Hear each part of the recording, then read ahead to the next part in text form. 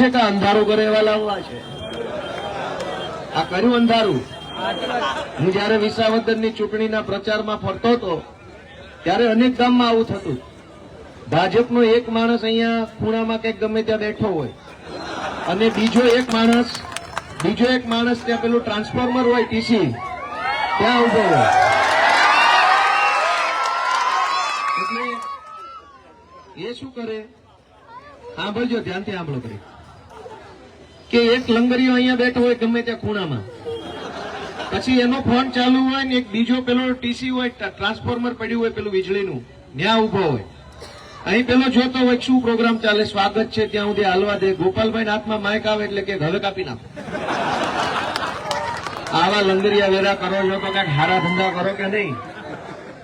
ભગવાને તમને સત્તા આપી હોય, ભગવાને તમને શક્તિ આપી હોય, ભગવાને તમને કઈક સારા કામ કરવાની તક આપી હોય તો ગામની લાઇટ કાપવાના ધંધા ન કરાય, ન હોય એને કઈક કનેક્શન અપાવવાનું કામ કરાય. કોઈના ઘરે લાઇટ ના હોય, કોઈના ખેતરે લાઇટ ના હોય તો આપણે એને અપાવવાનું કામ કરાય.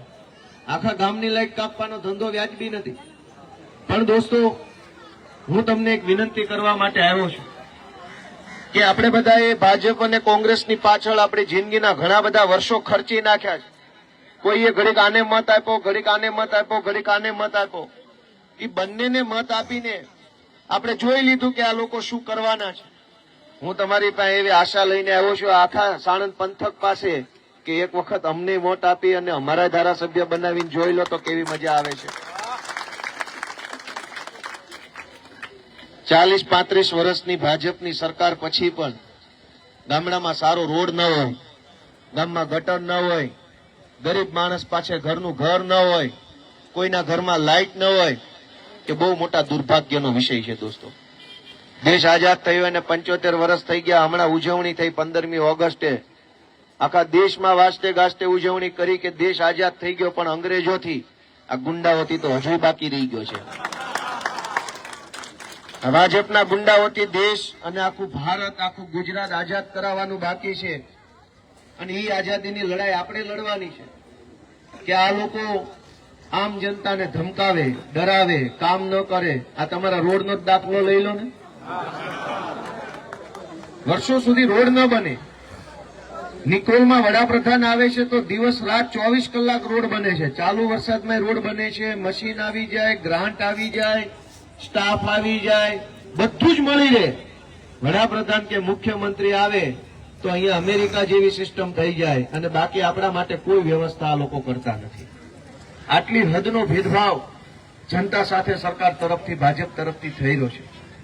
અત્યાર સુધી આપણી પાસે કોઈ વિકલ્પ હતો નહીં કે આપણે શું કરવાનું. કોંગ્રેસને બટન દબાવો તો કોંગ્રેસને ભાજપમાં કઈ લાંબો ફરક રહ્યો નથી. હવે 70-80 જેટલા ધારાસભ્યો તો કોંગ્રેસ વાળા છે, આજે ભાજપમાં મંત્રી બનીને બેઠા છે. તો દોસ્તો, હું તમને એક વિનંતી કરવા માટે આવ્યો છું કે આપણી પાસે તક અને નેતા બંને એક સાથે આવ્યા છે. વિસાવદર વિધાનસભાની ચૂંટણીના પરિણામ પછી ગુજરાતની જનતાને એક નવો વિકલ્પ મળ્યો છે આમ આદમી પાર્ટીના સ્વરૂપમાં. આટલા વર્ષો સુધી આપણી પાસે વિકલ્પ નહોતો એટલે આપણે લાચારીવશ કંઈ પણ કરવું પડતું હતું, પણ હવે આપણી પાસે સારો વિકલ્પ છે. આખા ગુજરાતની અંદર નવયુવાનોની ટીમ છે. તમે બધાને ઓળખો છો. ઈશુદાનભાઈના નેતૃત્વમાં અમારી આમ આદમી પાર્ટી ખૂબ સરસ કામ કરી રહી છે. જનતાના મુદ્દા ઉપર ક્યાંય અવાજ ઉઠાવવાનો હોય, ક્યાંય બોલવાનું હોય, ક્યાંય સંઘર્ષ કરવાનો હોય, જનતા માટે જેલમાં પણ જવું પડે તો પણ અમે બધા ગયેલા છીએ, બધાને ખબર જ છે. અને એટલે હું જનતા પાસે, આમ જનતા પાસે, લોકો પાસે એક એવી આશા લઈને આવ્યો છું કે આવનારી તાલુકા અને જિલ્લા પંચાયતની ચૂંટણીમાં એક વખત ગુજરાતમાં 2022ની ચૂંટણીમાં ચૈતરભાઈ વસાવા વાળી થઈ. એમાંય ભાજપ વાળામાં બહુ જોઈએ એટલો સુધારો ન આવ્યો તો વિસાવદર વાળી થઈ. એમાંય હજુ બરાબર પાટે ચડતા નથી તો આ વખતે હવે હાવણા વાળી આખા ગુજરાતમાં કરી નાખો એટલે જબરજસ્ત પડઘો કરી જાય. મિત્રો, આજે મને તમને બધાને જણાવતા સારું લાગે છે કે ગુજરાતની રાજનીતિની અંદર હજારો લોકો જોડાવા લાગ્યા છે. ગામના ગામ આમ આદમી પાર્ટીમાં જોડાય છે. જ્યાં સભા હોય, જ્યાં મીટિંગ હોય, હજારો લોકો આવે છે કે અમારે જોડાવું છે, અમારે કંઈક સારા કામનું ભાગીદાર બનવું છે. અવળી મોટી ક્રાંતિની લહેર વિસાવદર વિધાનસભાની ચૂંટણી પછી આવી છે. તમને વિસાવદર વિધાનસભાની પણ થોડીક માહિતી આપું કે ગુજરાતની આખી ભાજપ પાર્ટી ત્યાં પ્રચાર કરતી હતી. આખી ભાજપ પાર્ટી, મુખ્યમંત્રી, તમામ મંત્રી, તમામ ધારાસભ્યો, સૌરાષ્ટ્રના બધા જ સાંસદ સભ્યો, એની સાથે બુટલેગરો, એની સાથે પોલીસ તંત્ર, એની સાથે સરકારી તંત્ર, એની સાથે ગુંડાઓ, આખા ગુજરાતમાં ભાજપ પાસે જેટલી શક્તિ હતી એ બધી જ શક્તિઓ વિસાવદર વિધાનસભાના ગામડે ગામડે ગોપાલ ઇટાલિયાને ચૂંટણી હરાવવા માટે કામ કરતા હતા. પણ જનતાના હાથ જેના માથે પડે, જનતાના આશીર્વાદ જેને મળે, એને કોઈ પણ મોટી સત્તા ક્યારેય હરાવી શકતી નથી દોસ્તો. જનતાનો હાથ, જનતાનો સાથ, જનતાના આશીર્વાદ ગોપાલ ઇટાલિયાની સાથે હતા. વિચાર કરો કે મંત્રી, કેબિનેટ મંત્રી, મુખ્યમંત્રી, પ્રદેશ પ્રમુખ બધા લોકો લાગી ગયા પછી તે 17,500 મતથી ભાજપની ભૂંડામાં ભૂંડી ઐતિહાસિક હાર થઈ છે દોસ્તો. વિસાવદરમાં અને કોંગ્રેસે શું ધંધા કર્યા વિસાવદરમાં? હોટલમાં બેસીને ભાજપના પૈસા છે એ વેચવાનો ધંધો કર્યો. આખો ક્યાં વિડીયો બધા જોયો તો કે નહોતો જોયો? જનતામાં જોયો કોઈએ?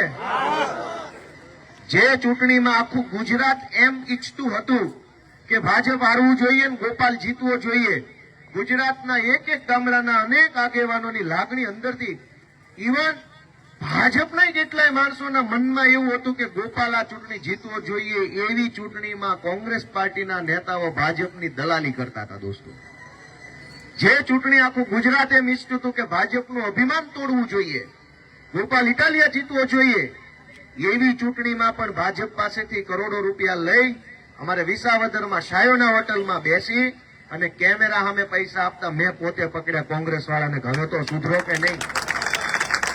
તમે વિચાર કરો કે જે કોંગ્રેસને ભરોસે તમે ભાજપને હરાવવા માટેની વિચાર રાખતા હશો, એ કોંગ્રેસના ખિસ્સામાં પૈસા ભાજપના છે, તો કેવી રીતે આપણો અવાજ ઉઠાવશે દોસ્તો? અમે લડીએ છીએ. પેપર લીકની ઘટના હોય કે ગુજરાતમાં ડ્રગ્સનું દૂષણ જે ઘૂસ્યું છે એની ઘટના હોય કે ગુજરાતમાં કાયદો અને વ્યવસ્થાના લીરે લીરા ઉડી ગયા છે એની ઘટના હોય કે ખેડૂતનો મુદ્દો હોય કે મહિલાઓનો હોય કે તૂટેલા રોડનો મુદ્દો હોય કે શહેરોમાં પાણી ભરાઈ જવાનો મુદ્દો હોય, તમામ મુદ્દા ઉપર આમ આદમી પાર્ટી પૂરી તાકાતથી, દમખમથી હંમેશા તમે લડતા જોતા હશો. અમે કોઈ પણ પ્રકારની બાંધછોડ નથી કરતા, અમે કોઈ પણ પ્રકારની ભાજપ વાળે ગોઠવણ નથી કરતા. અમે તો એક જ ગોઠવણ કરી છે, ભાજપ વાળાને કાઢો અને જનતાને સરકારમાં લઈ આવો. અમારી એક જ ગોઠવણ છે. અને એટલે હું તમારા બધા પાસેથી આશા રાખું છું કે આવનારી તમામ ચૂંટણીઓની અંદર આમ આદમી પાર્ટીના ઉમેદવારને ઝાડુના નિશાન ઉપર મત આપી ગુજરાતની અંદર એક નવો બદલાવ લાવવાની તમે અમને તક આપશો. તમે મને જોઈ રહ્યા છો કે હું લગાતાર વિધાનસભામાં જઈ અને જનતાના અલગ અલગ મુદ્દાઓ ઉપર વાત રાખી રહ્યો છું. ક્યારેક ખેડૂતનો મુદ્દો, ક્યારેક શહેરોનો મુદ્દો, ક્યારેક મજૂરી કરતા માણસોનો મુદ્દો, ક્યારેક માલધારીઓનો મુદ્દો, ક્યારેક અલગ અનેક મુદ્દા ઉપર જ્યારથી મને ધારાસભ્ય તરીકે કામ કરવાની તક મળી છે ત્યારથી હું લોકોના મુદ્દા ઉપર સતત અવાજ ઉઠાવી રહ્યો છું. અને હું અવાજ ઉઠાવું છું એ ભાજપને ગમતું નથી, ભાજપથી જોવાતું નથી, ભાજપ વાળાથી સહન નથી થતું કે આ ગોપાલ ઇટાલિયો ગરીબ ઘરનો છોકરો કેવી રીતે ધારાસભ્ય બની ગયો, કેવી રીતે વિધાનસભા સુધી આવી ગયો. દોસ્તો, જનતાએ જેને આશીર્વાદ આપે છે એના માટે સત્તાના દરવાજા ખુલી જતા હોય છે.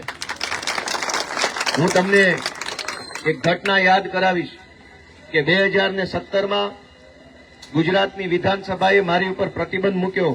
અધ્યક્ષે 2017માં જે અધ્યક્ષ હતા એમણે પ્રતિબંધ મૂક્યો લેખીને કે ગોપાલ ઇટાલિયા ગુજરાતની વિધાનસભાની અંદર પ્રવેશ નહીં કરી શકે. એ તાકાત સત્તાની તાકાત હતી, એ તાકાત પેનની તાકાત હતી. પેન અને સત્તાની તાકાતથી વિધાનસભાના અધ્યક્ષે 2017માં એવું લખી નાખ્યું કે ગોપાલ ઇટાલિયા વિધાનસભામાં નહીં આવી શકે. અને 2017 થી લઈ અને આ જયારે હું ચૂંટણીમાં ધારાસભ્ય બન્યો ત્યાં સુધી સળંગ 8-9 વર્ષ હું વિધાનસભામાં જઈ શક્યો નહીં. મેન ગેટે જ આપણા નામ ઉપર લાલ ચોકડી મારી દીધી, એટલે ગેટે જાઓ અને ખબર પડી જાય, કોમ્પ્યુટરમાં આપણું નામ નાખે તો બતાવે કે આ પ્રતિબંધિત વ્યક્તિ છે.